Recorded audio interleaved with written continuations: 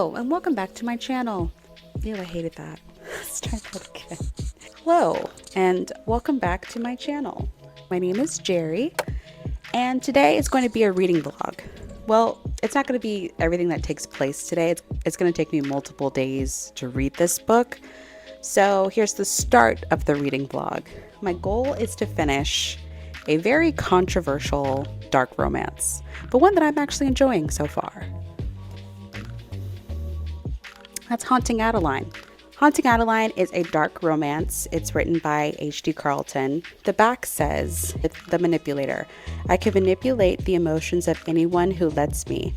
I will make you hurt, make you cry, make you laugh and sigh, but my words don't affect him, especially not when I plead for him to leave. He's always there, watching and waiting, and I can never look away, not when I want him to come closer." Then there's the shadow. "I don't mean to fall in love, but now that I have, I can't stay away. I'm mesmerized by her smile, by her eyes, and the way she moves, the way she undresses.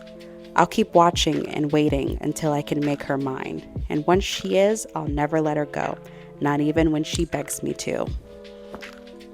I've been in this dark romance era. I just got done reading Emily McIntyre's series where it's these fractured fairy tale series, the villain that gets the girl. But there's also a bunch of other dark romance themes. If you've never heard of dark romance, it has a lot of things that could get this video taken down, dark mafia, or some just very morally gray situations. And those are the type of books that I've been into lately. And this book is pretty controversial. Some people say they really love this book and it's their favorite. And some people have said it's the darkest thing they've ever read and it's not something that they would recommend. And I have to say, I am 100 pages in, and so far I like it. I think it's pretty on par with other dark romances that I've read so far. I mean, it follows Adeline, Haunting Adeline. It follows Adeline, who's a author, and she moves into this home that was owned by her grandmother and then also owned by her great-grandmother. And so in this home, it's very dark, it's very dreary. She's trying to fix it up and trying to make it livable. But then she also starts to realize that she may have a stalker, because in her home she finds a lot of roses, and the roses have their stems cut off. It's she knows that she didn't buy these roses, and so she's finding these roses, and so clearly someone is coming into her house. But then it also is another dual POV with Zaid, who is a vigilante of sorts. I don't know if I can say necessarily what his character is fighting, but let's just say child exploitation is what he's fighting. I guess I can kind of censor that on YouTube. But essentially that is what he is doing. The first time you're introduced to him, it's him trying to save these group of young girls. But while he's doing this noble act of trying to save young girls, he's also, a stalker who doesn't want this woman to fall in love with anyone else. And so yeah, this is what I've read so far in 100 pages of this book. I have to say, I really enjoy dark romance. I mean, the men have tons of red flags, but luckily enough, I like the color red. I could tell that maybe some things will get a little bit darker. I mean, for this to be some people's least favorite book because of how dark it is, I have a feeling it's going to get even darker. Of course, there's a second book, which who knows if I'm going to like the first one, so I didn't buy the second one next. Let's go through the reading vlog of reading this book. I don't know why every single time I talk, it's it feels like I'm talking through my nose. I think it's an allergy thing. I don't know what's going on. So yeah, follow along. Well, you'll be following me along. I don't know what I'm saying. I'm trying to get comfortable in front of the camera. Yeah, I'm gonna continue and get started, and hopefully this book will be finished within a week.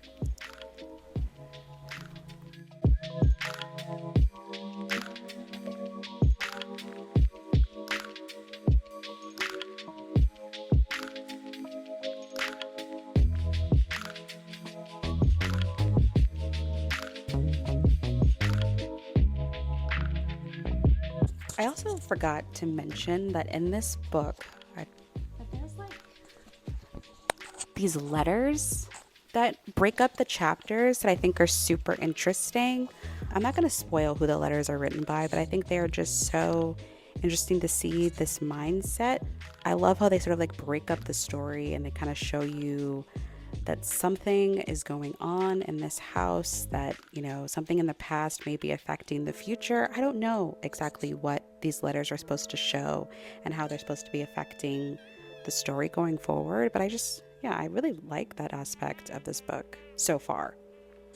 One thing that I will say, here we go again. One thing I will say about dark romance is it always kind of feels like there's this justification for the violence, or there's this justification for like why someone does harm to another person. Because whenever you see a character be unalived, or it's presumed that a character is unalived, there's always this like justification. Well, like that person was a bad person, and like, yeah, murdering people is bad, but at the same time, they had it coming. This morally gray part of yourself where you're like, yeah, you know, violence is never the answer, but at the same time, the person did have it coming. So do I feel bad about it? Not really. That's dark romance for you.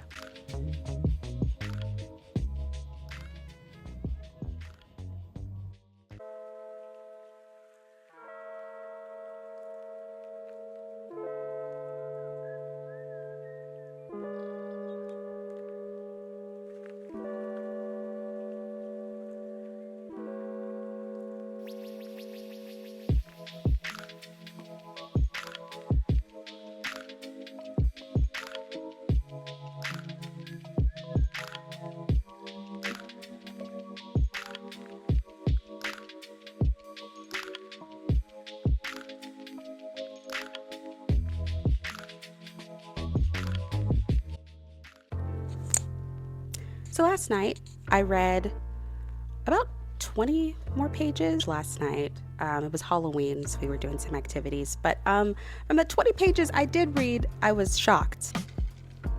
Let me just read you a quote, one that I had to highlight last night. Zaid, the stalker, said, "I will devour her from the inside out until every intake of breath will only stroke the inferno I've created inside of her." I don't know whether to be afraid of Zaid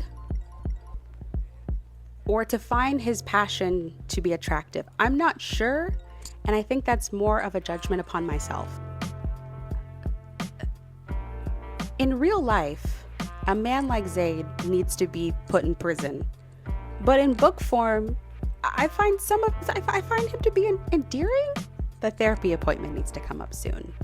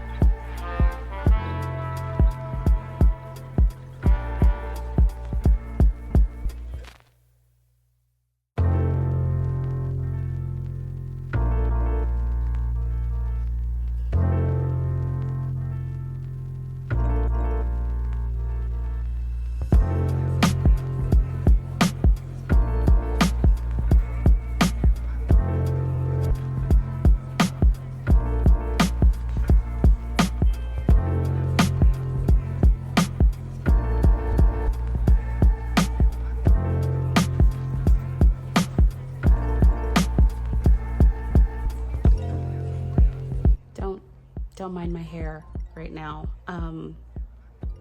With a gun. I got food poisoning last night, so reading really wasn't an option. But I'm about over 50% of the way done with this book, and hopefully finish it today. Who knows? I like it so far. I mean, I don't know if that's much of an update, but I will say that like the first two like spicy scenes in this book, I will say made me really quite uncomfortable. But I think that when you take it into account of like it might be this thing called CNC, if I can say that, then it does sort of like put that in more of a perspective. And so I can see that maybe if you don't know about CNC, then like it would feel really uncomfortable, and that it's glamorizing SA. I could see why people may feel that way. So it's complicated as well. And like I said, I'm almost done. I think I'm about 200 pages away from being done. So yeah, I'm just gonna continue. Yeah, the food poisoning kicked my butt. So hopefully we'll be back at it.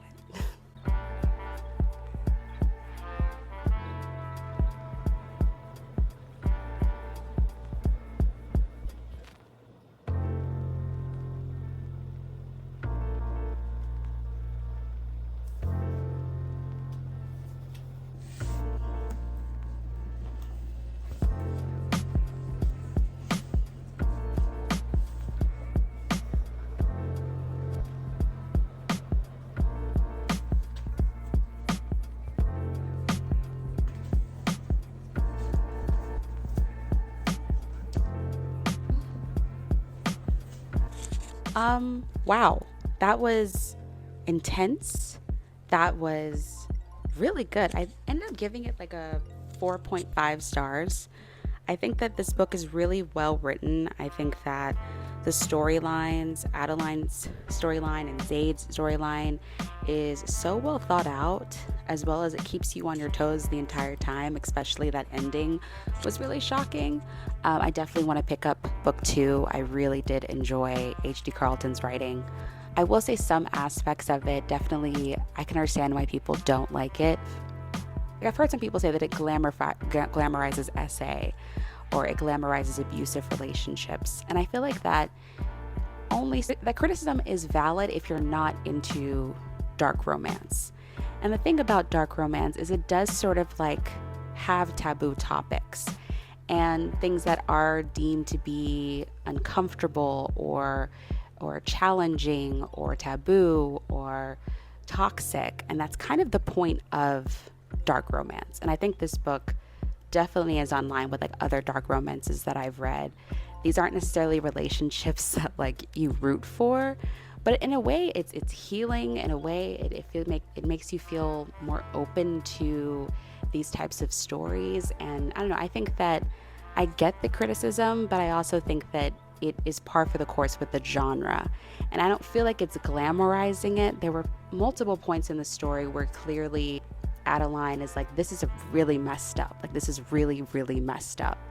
And it makes it very, very clear how messed up this relationship is, but they still end up falling in love with each other. But I think the strongest point of this book is their stories of like Zaid and his wanting to stop this underground sex trafficking ring, and Adeline trying to figure out what happened to her grandmother. I think those are the strongest elements of this book, and definitely what keeps you engaged. But I think their relationship feels more like trying to heal themselves with each other. And again, you may feel about that like in the real world, how that's very toxic, and it is. But I think in this book form, it is them being their truest selves with each other that I think I can really respect of what this book is trying to do. At the same time, some of the sex scenes, especially the first two ones, were like, I really couldn't get into them. The warning is that it's like consent, non-consent. And so that's essentially what those sex scenes are supposed to be portraying. It's this idea that her mouth is saying no, but her body is saying yes. It's taboo. And so I think that overall, like I said, I gave it like a 4.5 star rating. I think there were very strong elements of this book, and I definitely want to pick up, I think this is Haunting Adeline, and I want to pick up Hunting Adeline. So that's the second book. It's the cat and mouse duet. And I think that there's also a spin-off series, I believe. I think it's called Satan's Affair. I could be wrong. But I think that book is kind of a spin-off, or like one of the characters in this book is also in that book, which I think is really cool when authors do that. I have to say I enjoy it. Would I recommend it? I would recommend it, but I would definitely give a lot of trigger warnings to it. I don't think this book is necessarily for everyone. I think that it's a book where I feel like you'd have to read other dark romances first to get a feel of the genre, and then go into reading this book or other H.D. Carlton books, because I feel like if you don't have already a sort of a groundwork of what these dark romance books are trying to do, then it's going to feel really uncomfortable jumping into one that already has so many dark elements to it. I feel like other dark romances, like I said, Emily McIntyre's Fractured Fairy Tales series, I think is probably a good warm-up start to the dark romance genre. And you can see whether or not you like it. I think that some people also say that Anna Huang's books, the Twisted series, some people also deem this to be a dark romance type of book. I feel like if you were to start with either this book or Emily McIntyre's books, I think these are great introductions into, if you're wanting to maybe see if you could like dark romance. These aren't super, super dark, but they do have dark elements to them that I think is very present in a book like Haunting Adeline.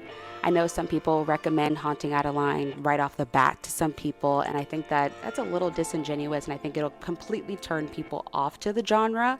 I think that if you start them off with certain books of being like, oh, if you like this, or if you liked this storyline, or if you liked this element, it's more prevalent in dark romance or in books like this. So I think that if you just already off the bat tell people to read this one, then I think that they're going to be really thrown off by it, especially if they're not used to the genre. So yeah, overall, I think it's a pretty good read. And yeah, that is what's going to end this reading vlog. I hope you enjoyed it. If you're into dark romance, I say that I do enjoy this book. Again, that's my own personal opinion, so of course you need to make that decision for yourself. But yeah, I hope you have a great day, and thanks for watching. Bye.